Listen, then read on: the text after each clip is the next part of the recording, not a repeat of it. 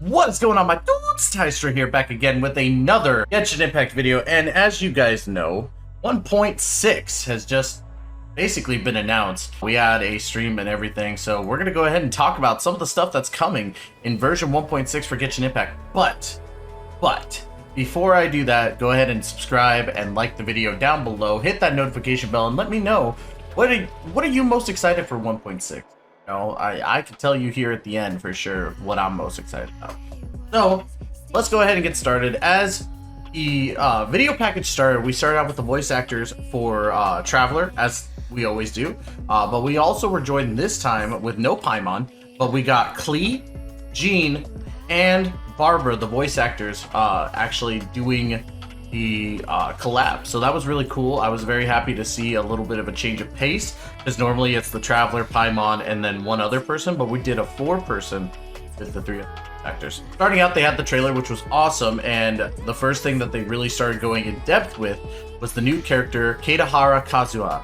Kazuha is a Anemo one-handed sword user, which is actually pretty dope. I dug it. His clothing style really kind of resembled Inazuma. I was like, okay, cool.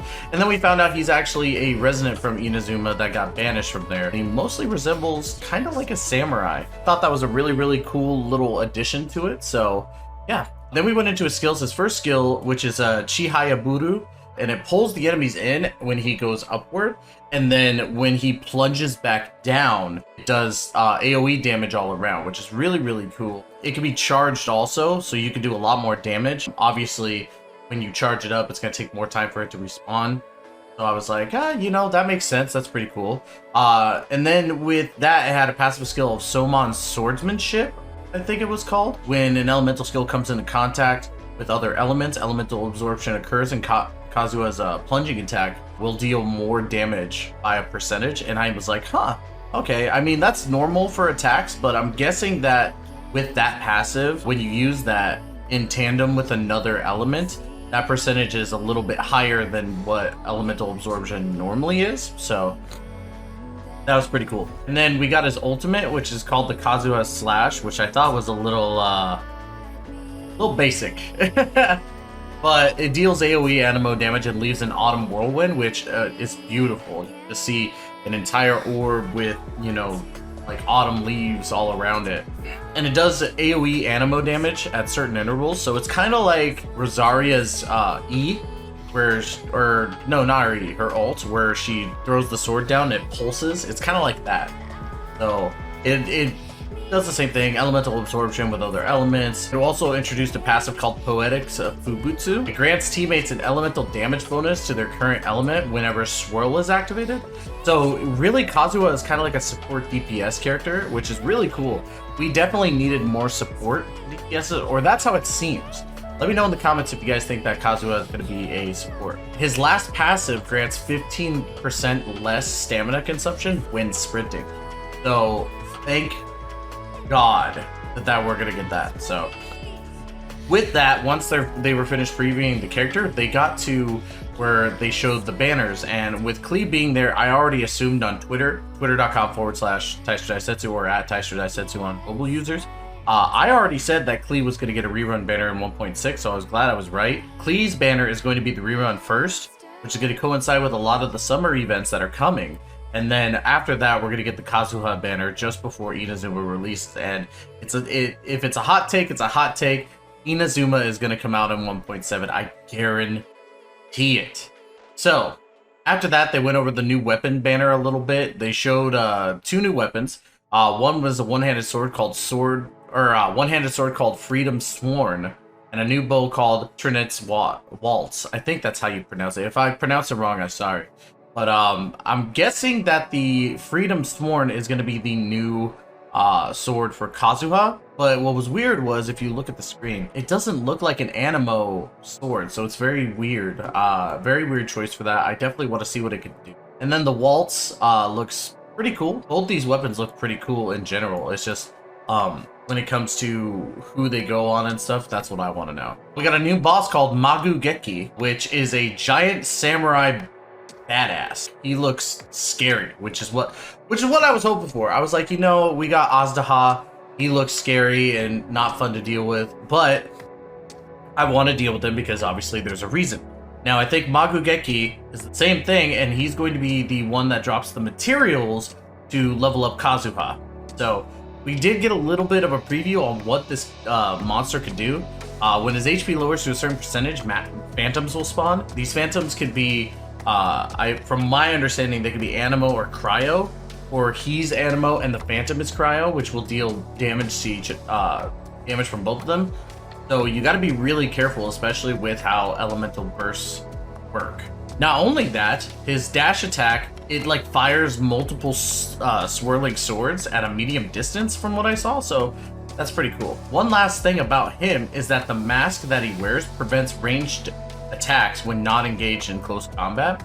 And I thought that was interesting because now when you're trying to go into battle, you can't just fire an arrow and stay at a distance at first. You have to go in and hit them. Then, of course, they went into some of the storyline quests, which the first one was called Autumn Winds, Scarlet Leaves.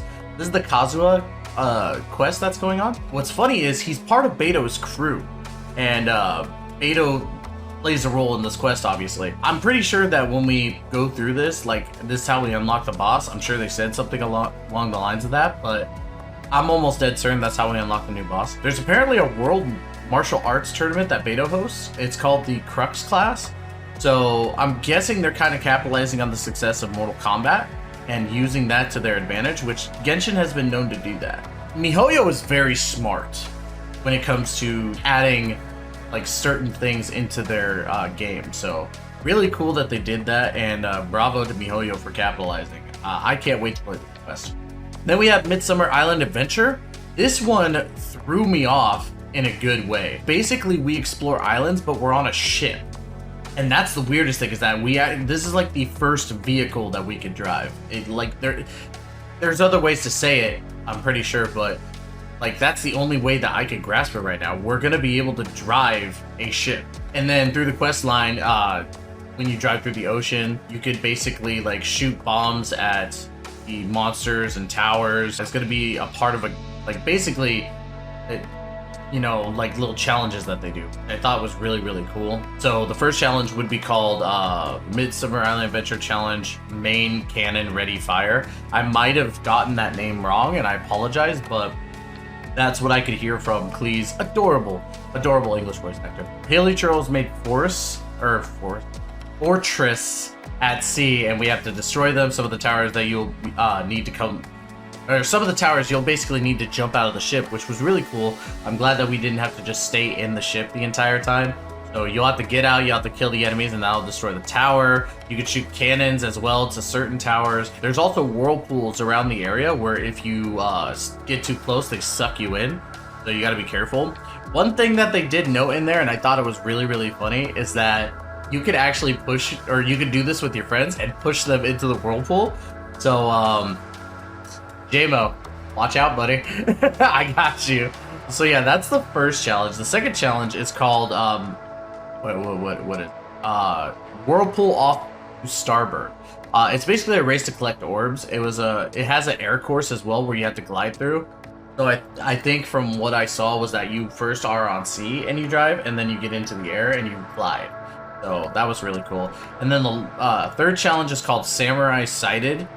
Two arms, basically where you fight Magu Genki. All you gotta do is beat the boss, which I thought was a weird challenge. It's like, really? You're gonna make us fight the boss that we're already probably gonna be fighting to get Kazuha materials? So it looks like Genki will be out near the start of the summer thing, so, or it's either that or they're using this as a precursor to unlock him. So yeah, there might be something about that. The final challenge is called Harpastum Bombs Loaded. I think I got that wrong too. But you can throw bombs at enemies. There are 3 different bombs that you can hurl at enemies throughout the map. What's really cool about this event is it has a lot of really cool rewards to it. They have a new book that is kind of dressed as like Klee's attire called Dodoko Tales. They got new puzzles in general around the map. You can earn a Northlander billet trove, which gives you different weapons. So like you could get I think it's Deathmatch or any of those, or no, not Deathmatch, I'm sorry.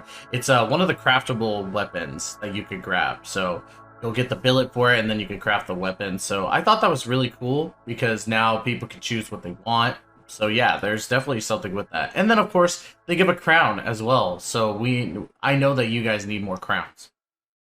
So after that, they finally showed the Jean summer outfit, and it's called the Seabreeze Dandelion, and of course we knew it was going to be purchasable. Personally, I would hope that they wouldn't make it $20. It seems like a lot for just a skin, but I would say best case scenario, it's going to be a $10 skin.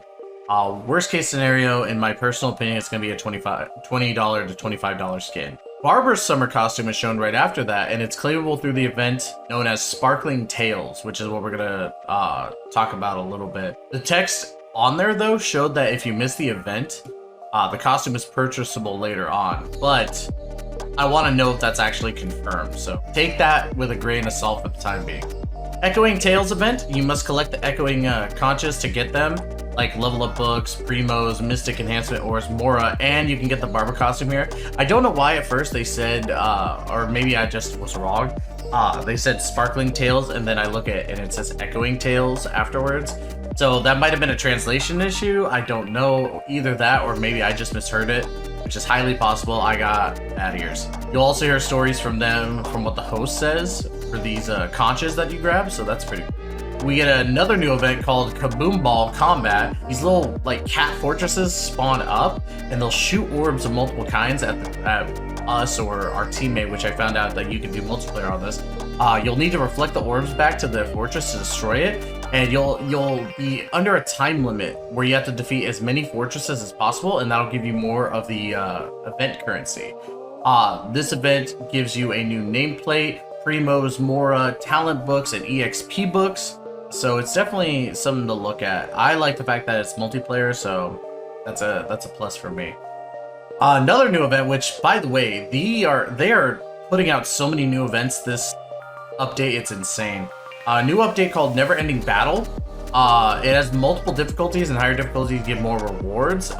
Momentum discs, they're like giant discs, will descend from onto the field when the player defeats an enemy berserker and uses our pasta to destroy the momentum disc.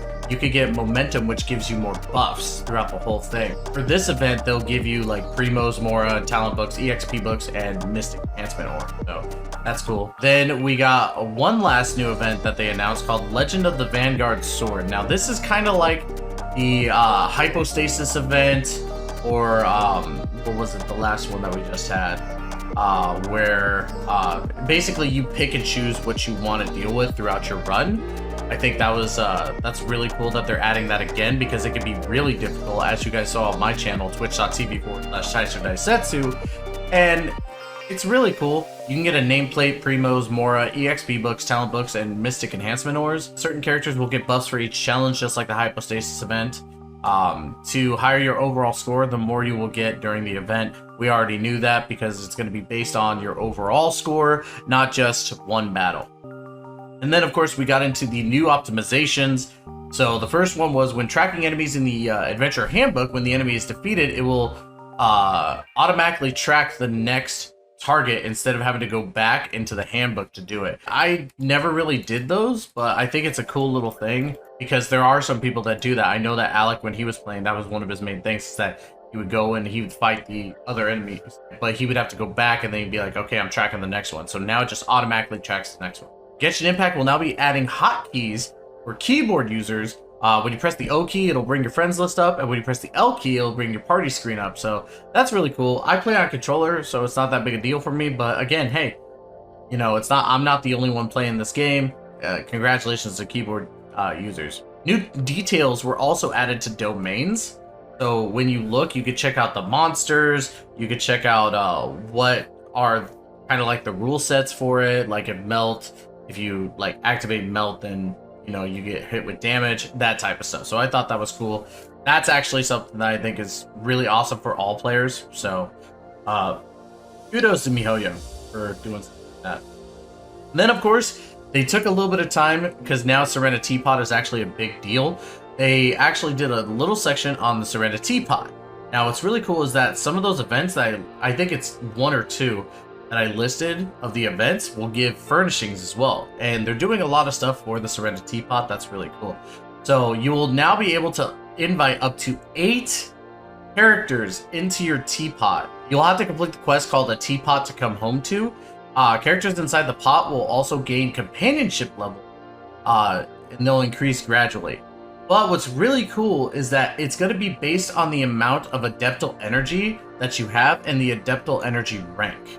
So let's say you're elegant, let's say you could be getting like 5 companionship per hour or something like that. It's going to be something along those lines. So that's really cool. What's also really cool is that when you have special furnishings for certain characters, so kind of like how you would make a specialty plate of food for the character, you will actually get a gift from them for the specialty furnishing. So that's really, really cool. And they even said that they plan to continue to optimize the Serenity Teapot more and more and more. Kudos again to MiHoYo for bringing that in. It's a really fun thing. And then here at the last bit, they showed some pictures of the Inazuma previews. So we're getting really closer to Inazuma, and I'm very happy about it. They even used Ayaka to actually, the voice actor. They actually were the ones introducing these pictures. So it was really, really cool. We got the Watatsumi Island picture, which is very gorgeous. Most of these pictures are really, really creepy as well, in the sense of like it's building up how Inazuma is going to be. We got the Sarasi Island picture, which is also really cool. The Surumi Island picture. There's a tree picture as well for Inazuma that looked really like sketch. The Twisted Trees picture, and then the Narukami Island Grand Narukami Shrine picture. That is sick, and I can't wait to visit there. But that's really what all pertains in this update, and I'm really, really happy with it. I think it's a good update. I don't think I gotta see how these events play out myself, where I can actually like say like, hey, you know, this is gonna be the best update ever. But let me know in the comments. I would personally say that my favorite thing that I can't wait to do is probably the sailboat event. I think it's gonna be really cool to like basically delete fortresses and all that stuff. And of course the skins are really nice because I can't wait to see what they do in the future for these skins. One thing I did feel was kind of absent was the hangout event. So we'll definitely have to see if maybe they planned something else, or maybe they just didn't want to announce it for the update and they're going to do another one. I don't know. But again, let me know in the comments below what you guys think of this update. Let me know if you guys plan on no-lifing these events that are coming. But anyways, guys, thank you so much for giving me the opportunity to talk to you about these wonderful events coming soon to Genshin Impact. If you like what you see, please hit that subscribe and the like button down below. Go ahead and hit that notification bell, and you can also check me out on all my other stuff like twitch.tv/Tystra, where I stream Genshin a lot. That is for damn sure. Or you can check me out on Twitter and Instagram at Tystra. Thank you guys so much again, and I love you guys. Be safe out there. We'll catch you guys in the next video.